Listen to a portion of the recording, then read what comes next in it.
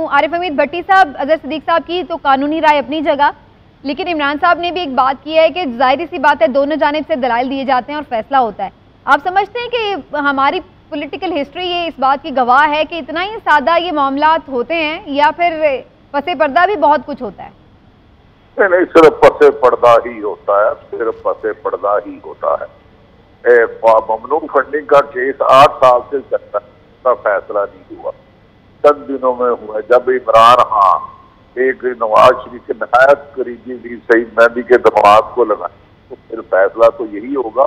उससे बड़ी मैं अजहर सिद्दीक साहब आईनी माहिर है, लेकिन इससे पहले एक मिसाल मौजूद है। वजीराबाद गुजरावाला में जस्टिस इफ्तिखार चौधरी ने अपने गोशवारे में कुछ प्रॉपर्टी जाहिर नहीं की चीज डीसीड कर दिया गया था। वो के अगले ही 3 महीने बाद इलेक्शन में उन्होंने हिस्सा ले लिया था, लेकिन इसकी एक मिसाल मौजूद है कि उन्होंने गोशवारे में मुस्लिम लीग नून के रहनुमा थे, साबिक जस्टिस हाई कोर्ट से इफ्तिखार चौधरी, उन्हें नाहल डीसीड किया गया था। और इसमें जो सबसे अहम बात है, उन्होंने कहा कि क्राइम की जिसकी कार्रवाई की जाए वो तो वफाकी हुकूमत की है, उसकी FIA भी उनकी है।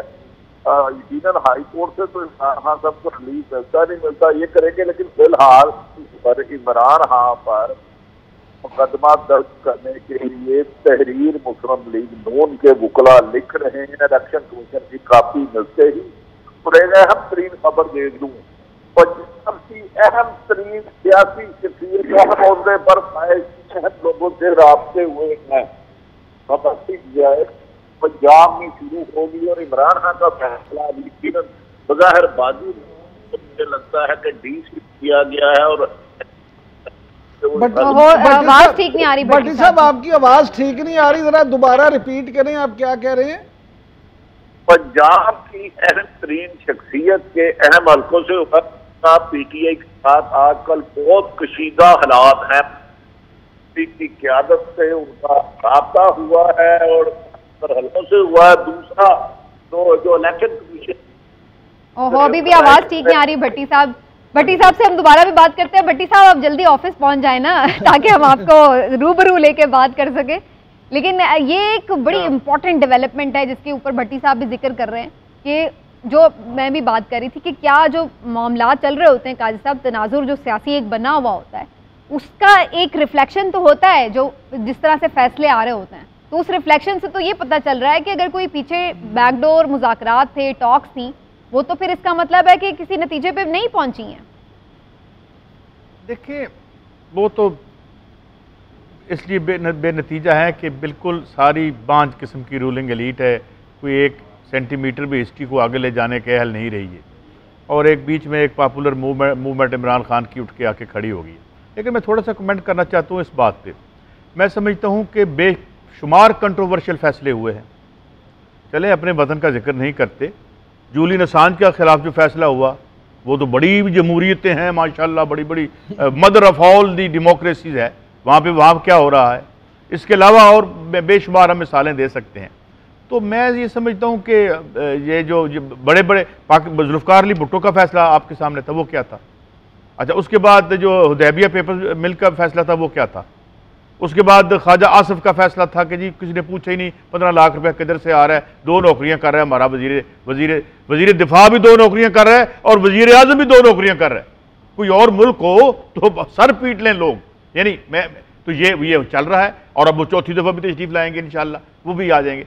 सो I think there is a lot of controversy और बहुत कुछ है इसे जिसे हमें इम्प्रूव करने की कोशिश करनी चाहिए। और ये जो एक ख़ास नौइयत की मिसाल के तौर पर सबसे ज़्यादा जिस तरह इत्तेज़ाज़ हसन साहब कहते हैं कि शरीफ फैमिली सिर्फ एक दरख्त को पानी नहीं देती, पूरे जंगल को पानी लगाती है।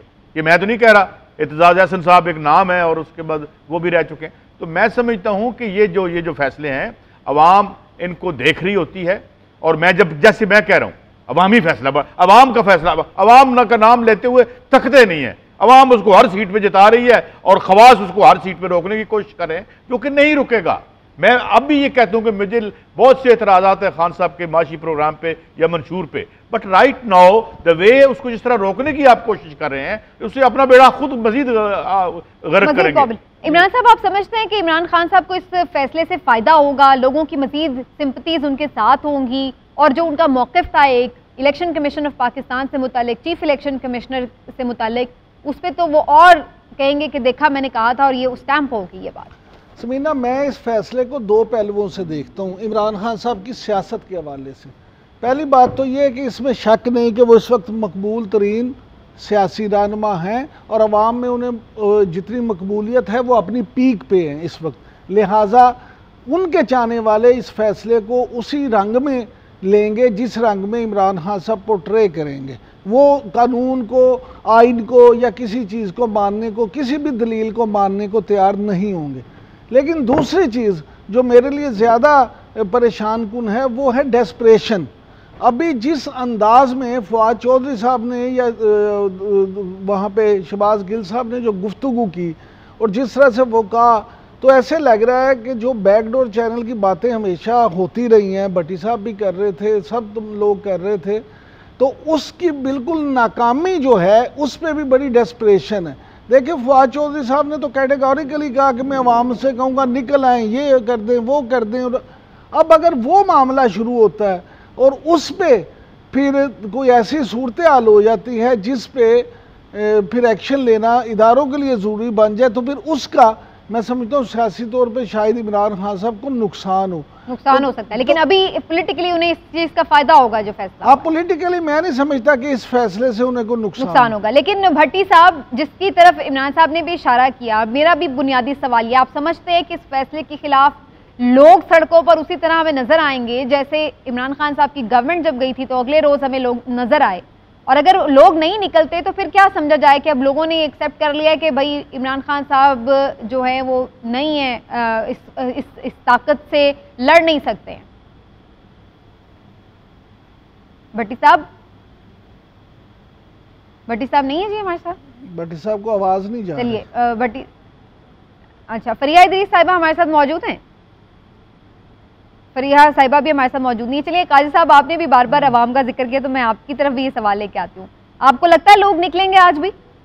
नहीं, that has to be seen, although he is very popular. लोग एंग्री ज़रूर होंगे, शाम तक ये सारा रिएक्शन हमें नज़र भी आ जाएगा।